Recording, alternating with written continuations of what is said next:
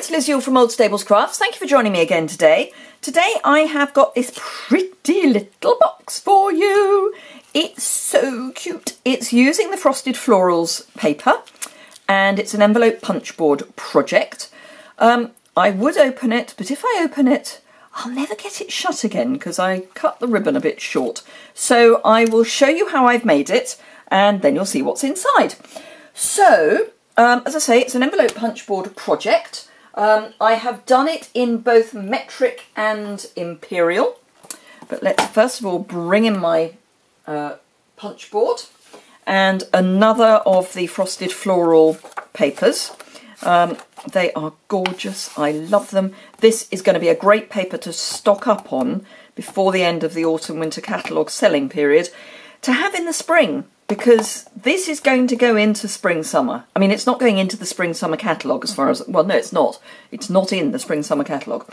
But it's such a useful set of papers because it will go into that sort of early spring feel. So, measurements. The finished box measures in metric, and this is the metric one, 7.5 by 5 by 1 centimetre. And for this you use a piece of designer series paper that is 12.4 centimetres or 124 millimetres. I'll have the measurements over on my blog post, so don't worry about writing them down. For the imperial version, rather, it's 3 by 2 by half an inch, and we're starting with a piece of paper that is 5 1/8 of an inch square. The first punch is at, let me get my scoring tool out. The first punch is, am I square more or less, is 1 7/8 of an inch, so it's this mark here. So we punch the first one at 1 7/8 and score, and then move along to 2 1/2 and then punch and score, and then turn it, and all you need to do now is follow round. So just line this tick mark up, and it does say on the envelope punch board score guide, so you just line that up to your first score line and punch and score, and then move along, line it up to your second punch score line and punch and score, and then turn it again. Now these measurements should be the same, so this should be 1 7/8, which it is. It's always lovely when these things work. And then the second one should be 2 1/2, and it is. Oh, it works. It's quite useful just to check at your second corner, that your third corner, that everything's lining up. Because if it's not, you'll have a little bit of wiggle room. That's the moment to sort it out. If you just keep going round and build the error in, then you'll get a box that is not quite square, and that can be quite frustrating. Now I am going to round my corners because it closes in a neater fashion if the corners are rounded. And that's all we need the punch board for, so let's get rid of those little bits of rubbish and pop that to one side. Grab my bone folder, and this is actually, although it's a thinner paper, or a sort of more lightweight paper, it's actually quite robust. So it's a bit like the standard Whisper White versus the thick Whisper White. This just feels like it's been rolled flatter, so as if it started the same thickness as standard designer series paper, but just been rolled flatter. So it's in a way denser. Does that make sense? So it's not. It's quite good for smaller boxes. I was a bit concerned that it wasn't going to be able to stand up to the fact that it's construction, but actually it works really well. Now, which side's going to be easier for you to see? Trouble with the Frosted Florals is it's frosted. Probably this side. So I'm just going to, actually no, I think probably this side. I'm just going to nip out a tiny hair of a smidge of each of the little side corners, these bits. So we're going to build the box in a classic box fashion, and we're bringing these into the narrow end, but you just want a tiny weeny bit. You could leave it, maybe, but you'll get a slightly neater finish if you take them out, if it wants to come. Thank you. Right, so get rid of those bits. Okay, so I'm actually going to use glue dots for most of the construction here, because it's so small. So I'm just going to put a glue dot on each of these tiny little flaps, because that's really all we need to hold it together. Although it is construction, it's not big construction. It does help if there is a glue dot there, however. Oops. So, last one. There we go. We will need more glue dots, just not yet. Right, okay, so all we're doing is standard box construction. Bring the cut edge against the fold and then press the flap under. So cut edge against the fold and under, and again.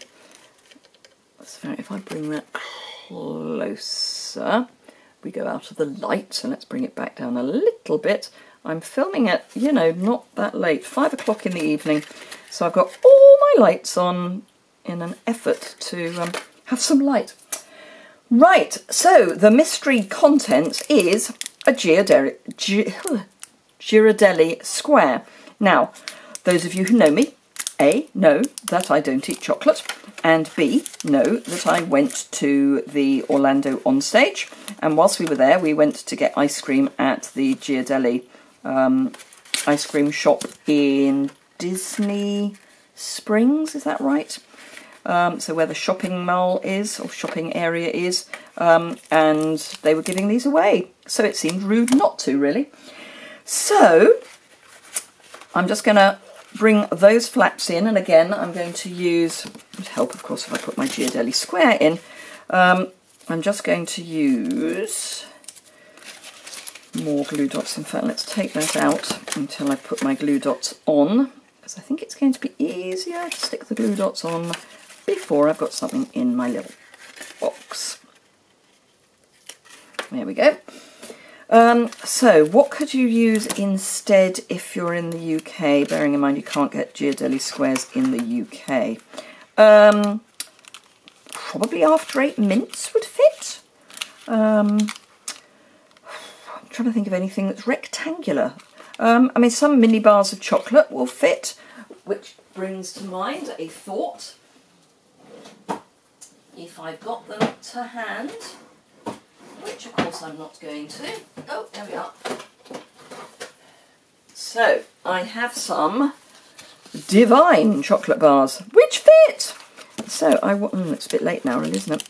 I was wondering if you could get 2 in. No, it would be 1. So, these mini divine chocolate bars, what they call the little bars, and this is out of the chocolate tasting set, they will fit. So, that's an alternative for you. Right, so another glue dot,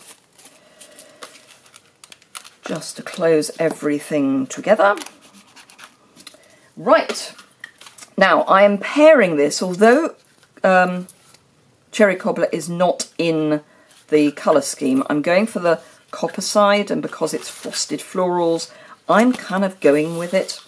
But I love this ribbon, so yeah. Now I've kept this side as the base, and I've got the flap on top. You're covering most of the top up, so I don't think it matters. I will try and leave more ribbon this time, because I really was being quite sparse with it last time. Now the key to this for me, because I am, you know, a bit like that, is to make sure that the copper is on the outside all the way around, or indeed the Cherry Cobbler, either is fine, but I want the same colour to be on the outside each time. then tie a bow. Now you don't want to pull this too tight because it is paper, not card. But again, you can twist the ribbon so that when you put your loop through, come along, you see I did this fine off camera. There we go. So I've now got copper on my bow, both sides. And then that I'm going to twist over so that I hopefully, maybe I'll do it the other way around. Okay, we'll twist this one so that, there's normally a way it likes to go. There we go. So that's that, so that should be that. And we'll get, it's not going to play ball, is it? I quite fancy the copper on the outside both ways. That's it. That's better. Right. And then of course I'm going to fiddle with it and change it.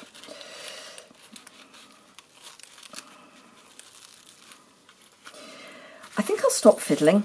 It's fine. Okay, so then just trim our ends at a good angle. Now this ribbon does have a tendency to fray, so if it does, what you can do is very carefully, when you've done both ends, very carefully get yourself a lighter with a low flame, and just run it literally along the end. Now obviously if you are young, make sure you do this under supervision, because naked flames, not great. But it does help seal that end. So that's the box. Now we need the little tag, and I've used the Joyous Noel copper wire elements. Because the Joyous Noel paper is now not in stock, certainly in the UK, I wanted to find something to do with these. So yeah, now certainly with these, which are the snowflakes, some of them have got, let's use this, some of them have got a bit like this, where the loop is a constant loop as opposed to being wound.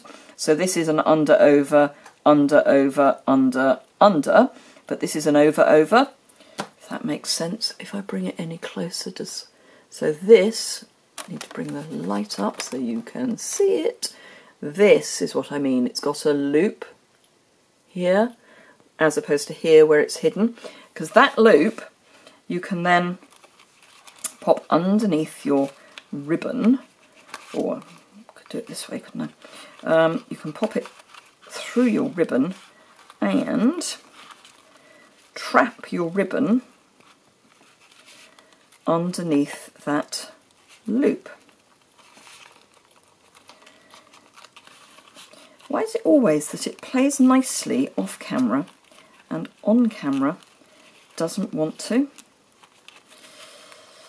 Life's just like that sometimes. There we go. So that is now, that ain't going anywhere. I mean, you saw the interesting time I had putting it on. Now I'm actually going to end up with my tag going the other way on this one, but that's fine. So I've got a scrap of Whisper White cardstock, and I've pulled from the Peaceful Noel stamp set, which is gorgeous and I haven't used it enough. I pulled the Noel and some of the leaves, I think they're leaves, but I'm going to bring in the cherry cobbler so that everything sort of ties in a bit.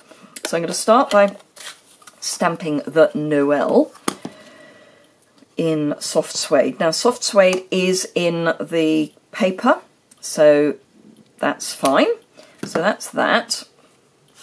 And you don't need to worry too much about being, you know, totally straight, because it's going to be punched out, so it really doesn't matter.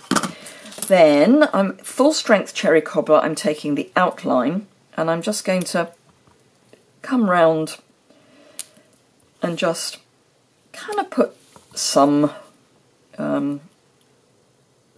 of these round the Noel. and that's fine. I'm going to just quickly clean my stamp on my filthy chamois. Cherry Cobbler is one of those great colours that really stains your stamps. So Cherry Cobbler again, but stamped off. And then it's a two-step stamp, but it's photopolymer, so just a very easy, and it's, you know, it's meant to be an approximate, not an absolute exact.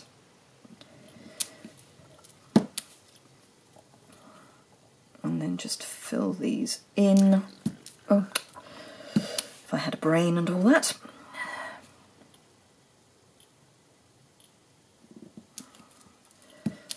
And last one. There we are. So that's that.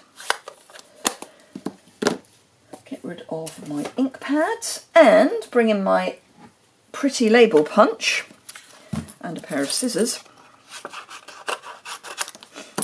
And just pop that in and then just line up so I've, let's see, which way am I doing this? Oh, I might do it that way up. I could do it that way up, couldn't I? Oh, love it when a plan comes together. So I'm just going to have this so that it can kind of tuck under one of the loops of the ribbon. So just punch that. And again, grab a glue dot. And I'm going to have it kind of here.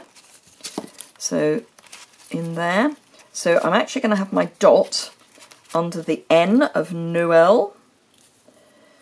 I might put one on the end as well, just in case. But so one there, stick them down, and there we go. 2 little Ghirardelli squares wrapped up in our envelope punch board project. I hope you enjoyed that. If you did, give it a thumbs up. If you need any of the products and you're in the UK and don't already have a demonstrator, I would love to have you as a customer. I do try to look after my customers really well. Give me a try. If you don't already subscribe to the channel, it's down in the bottom right hand corner. Just click on that subscribe button, and then if you go over to my actual channel, you can see there's a little bell next to the subscribe button, and if you click on that as well, you'll get an email when I post a video. I tend to post most days other than Sundays, so you know, it's if you go over at the same sort of time every day, you should find something. If you don't already subscribe to my newsletter, don't forget to do that. You can go over to my website and you'll find where to sign up for that. If you don't already have a demonstrator and are not a demonstrator, and you would like a copy of any of the catalogues, so that's the annual, Christmas, well, autumn, winter, and spring, summer, there's a sign-up form for that under the catalogues page of my website. So just click on that, fill in the details, and I'll get those out to you. The autumn-winter will be while I've still got stocks.